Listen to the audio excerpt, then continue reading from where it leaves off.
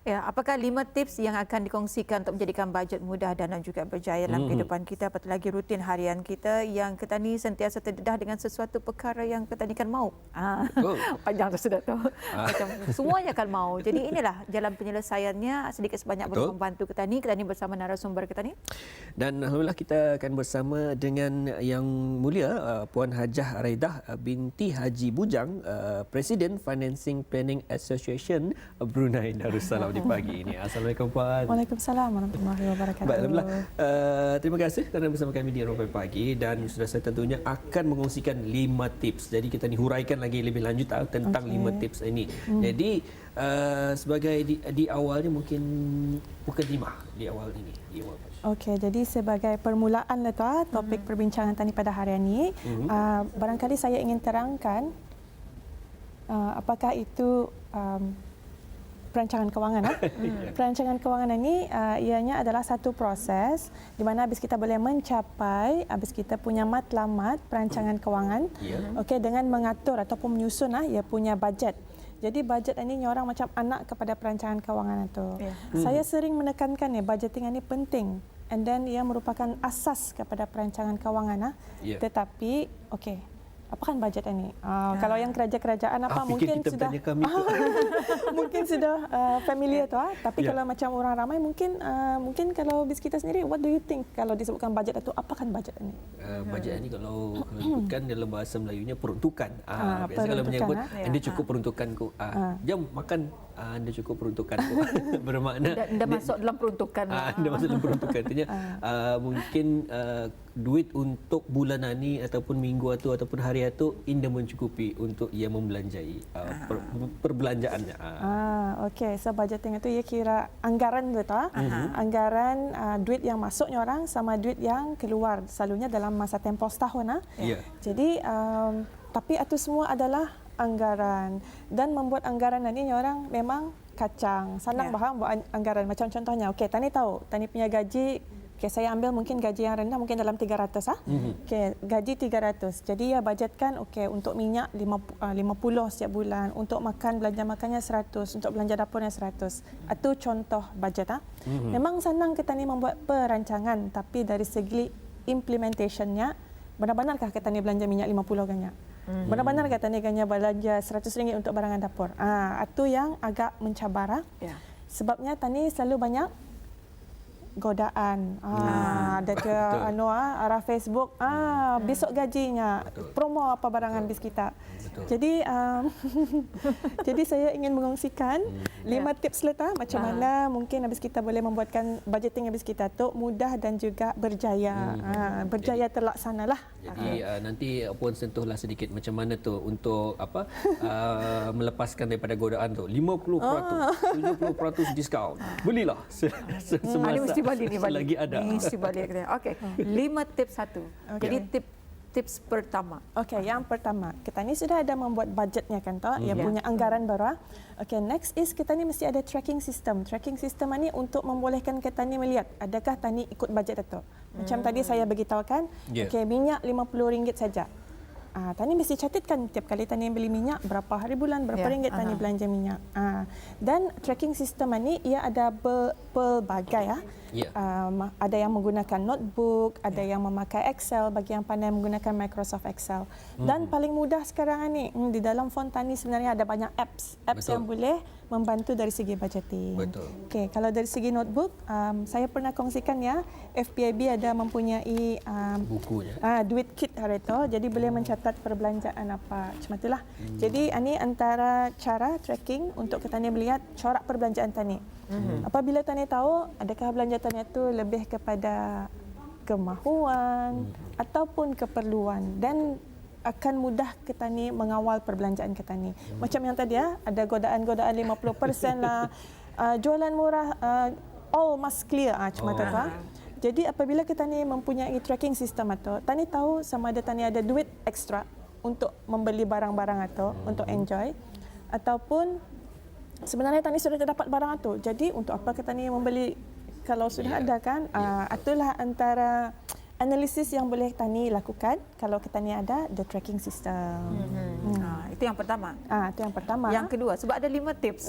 Yang keduanya? Okey. Kalau yang kedua, Tani mesti Tani mesti faham sudah. Ini wanita punya ada membajetkan juga untuk Tani punya self reward. Okey, ini untuk lelaki pun mesti juga ada. Kadang-kadang diorang pun teringin juga, macam contohnya kan membalik apa tu namanya joran untuk mancing. Untuk mancing. Okay. Sekarang ni rollerblade. Rollerblade. Banyak tu menjadi idaman Okey. Jadi Tani mesti bajetkan juga untuk barang-barang yang Tani suka. Tani dah boleh nyorang bajet Tani mesti tak semua untuk savings lah, untuk insurance lah, untuk kereta saja hutang semua. Jadi we don't get to enjoy life kan. Lama-lama Tani rasa macam kerja bayar hutang, apa ni cuma ni sampai pension tak cuma tu. Tani mesti juga ada rasa macam motivated Jadi apabila penghargaan kepada diri sendiri. Tani ngalih kerja tapi at the end I get to buy myself rollerblade Jadi tiap ujung minggu boleh ke bandar skating. Kan.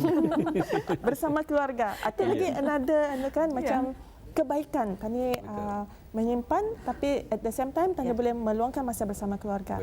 Jadi itu antara kehebatan membuat budgetingannya. Tani boleh mencapai, Tani punya kemahuan, Tani boleh menghargai diri sendiri dan seterusnya juga Tani boleh bersama meluangkan masa bersama orang yang tersayang. Itu baru 2, belum habis lagi. Itu baru 2. Kalau sebulan sudah dapat Tani menyimpan kewangan tersebut, tapi ada sedikit memang sudah di awal tu pun di awalnya sudah dialih-alihkan tu. Dibagikan wang untuk membeli self reward berkenaan. Yes, macam contohnya macam yang gaji tadi 300 Indah pun banyaklah kalaupun ada 20 setiap bulan untuk yang membuat self reward. Self reward itu ia boleh apa saja kan tu, contohnya ia suka beli tudung, ia boleh beli tudung, satu tudung mungkin bulan depan katanya kan beli makeup, ia beli makeup. Itu untuk perempuan untuk lelaki mungkin baju RM20 RM20 tadi makan sajalah. Makan sajalah. Itulah antara yang perlu jawab puan. Kiralah yang pentingnya adalah untuk memberikan self reward dalam jangka masa ataupun tempoh yang kita sendiri rasakan bolehlah mampu. Itu yang pentinglah. Tapi dia semestinya juga dari segi kebendaan saja self reward ni ada yang macam kalau baginya ia boleh bersedekah dengan menggunakan wang itu pun sudah menjadi self reward. Katanya dapat kerajaan dapat, kerja susah dapat, asalkan dapat bersedekah setiap bulan RM20 itu sudah menjadi self reward baginya. Dan itu sebenarnya juga bergantung kepada masing-masing kan. Betul. How we macam mana taninya orang memandang bagi self reward asalkan ianya menghargai diri itu pun sudah dikira self reward lah. Terpulanglah kepada untuk melakukan apapun dengan kewangan tersebut asalkan ia perkara yang baik apa baik. Untuk yang kedua yang ketiga pula. Okey, yang ketiga kalau boleh Tani kongsikan plan Tani punya perancangan kewangan itu ataupun budgeting itu bersama seseorang. Mungkin kalau yang sudah berkahwin dengan pasangan masing-masing ataupun dengan keluarga. Kalau sekiranya masih lagi single and available atau boleh berkongsi dengan kawan rapat. Tapi kalau sekiranya rasanya ada dangan-dangannya tu yang boleh menolong ia untuk menuju kepada orang ia budgeting kan. Karangnya aku berkawan sama orang ni, dia juga dapat orang menolong. Karang orang yang tu katanya. Sama je bucur di paket ni. Jadi memerlukan seseorang yang benar-benar boleh membawa bis orang ni kepada kejayaan. Bolehlah mencari coach barangkali mungkin ia tahu ada kawannya tu ia punya bos bagus tu, ia punya perancangan kewangan. Mungkin ataupun kalau anda ada tercari dapat FPAB ada, bolehlah menghubungi FPAB untuk nasihat dan juga bimbingan. Bimbingan lah. Okey, yang ketiga dan yang ketiga. Sebab ini yang penting sebabnya apabila kita ni berkongsi plan itu kan, kadang-kadang ia boleh mengubah yang kawan yang dah ada matlamat pun boleh juga sama-sama tadi aku mau je mencapai kewangan macam tu. Sebagai contoh Dan apabila kadang-kadang kita ni kongsikan rancangan kita ni tu bersama keluarga dan bis dorang ni pun yang kadangnya dorang pulang ada idea macam mana tani boleh mencapai lagi objektif itu. Contohnya macam tani ada bajet Contohnya setiap minggu selalunya melihat wayang. mungkin apabila Tani kongsikan dengan keluarga, okey, barangkali kalau Tani kan buat simpanan, Tani boleh melihat wayang seminggu sekali saja. Jadi diorang mikirkan, okey, mungkin dari segi wayang apa tadi bisa Tani lihat. So Tani indah perlu melihat semua wayang, tadi lihat the best of the best. Yes. Macam tu. Mungkin dah melihat bulannya Tani lihat Jebat Indah Payah, barangkali Tani lihat Netflix saja. Macam contoh. ya.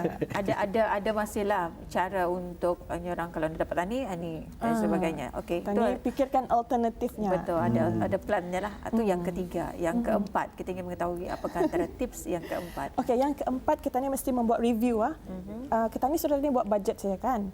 Anggaran saja. Kemudian Tani ada membuat tracking, Tani catat apa belanja Tani. Tapi Tani mesti juga membuat review. Review ini adalah untuk Tani melihat progres kita ni. Okey, contohnya saya akan membuat simpanan 500 tahun ini. Setakat bulan 8 ada sudah 300. Sikit lagi, tinggal 200 saya lagi. So 50 monthly. Tapi tidak disangka rupanya bulan 11 ni ada kadang annual dinner. Mesti juga pakai glamour sikit kalau annual dinner ni. Jadi mungkin bulan 11 dah dapat menyimpan, tapi bulan 12 Tani tambah sedikit jadi RM100 pasal bulan 12 selalu ada bonus. Jadi mungkin boleh lebihkan simpanan sana. Jadi review itu penting sebab kita ni perlu melihat progres dan juga untuk Tani membuat perubahan yang perlu. Alhamdulillah.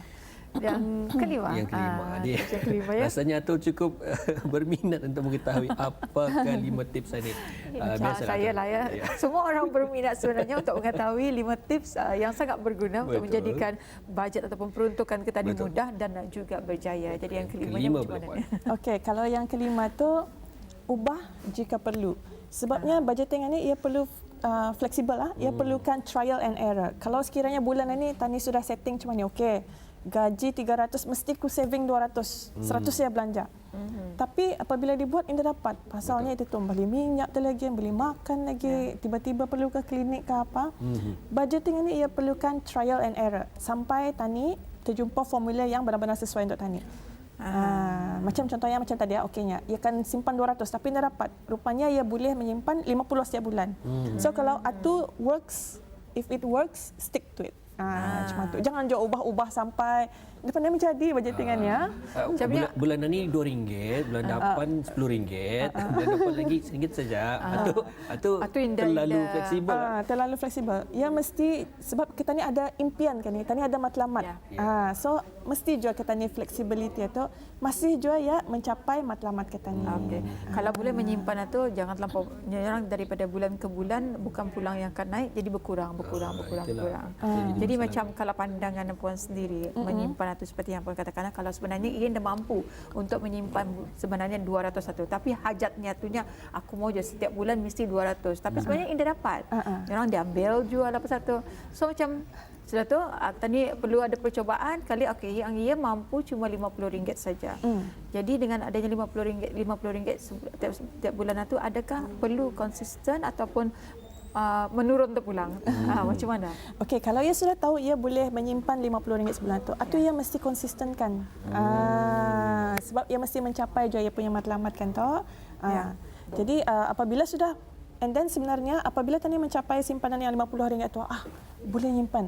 Ia akan menjadi motivated menjadi satu motivasi untuk ia boleh menyimpan lebih tinggi kalau ia contohnya berjaya mendapat gaji yang lebih tinggi ke tu, ataupun yang mendapat additional income daripada bisnes ke apa. Jadi ia boleh macam okey, kalau sekiranya bisnes ku ni dapat keuntungan berapa, mesti ku save ni. Ia akan dapat membuat target-target macam itu. Kalau ia sudah mencapai yang minimum itu, ia boleh buat insya-Allah dan ia boleh memperbaiki lagi.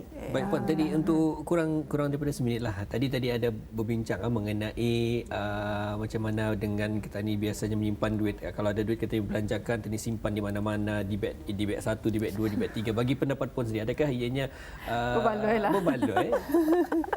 Itu sebenarnya lebih kepada pulang surprise lah tu bukan beg ni ada duit. Kau ada duit. Tapi ia menunjukkan kalau sekiranya orang itu membuat tracking duitnya, ia akan perasan, mana tadi duit RM10 lagi rupanya dalam ni, mana lagi duit ni. Kalau sekiranya orang itu buat tracking, ia akan tahu duitnya tu ada yang berkurang. Ia bertamu kan dengan dia punya anggaran-anggaran. Jadi selalunya kalau anda bertamu orang selalunya main perasaan perasaanku mana tadi duit datang. Iyalah. Artinya ia indah membuat perancang budgetingnya itu secara total. So anda pulang jadi masalah apabila ada duit-duit di tempat lain atau ya anda ada masalah, cuma mungkin dari segi budgetingnya ia lebih baik menggunakan tracking. Alhamdulillah. Dan lebih baik simpan duit di tempat yang selamat. Baik, terima kasih kami ucapkan kepada Yang Mulia Puan Haja Radiah binti Haji Bujang kerana mengungsikan 5 tips menjadikan bajet ataupun peruntukan mudah dan juga berjaya. Terima kasih Puan dengan pengisiannya dan juga perkongsiannya. Assalamualaikum. Sama-sama. Waalaikumsalam warahmatullahi wabarakatuh.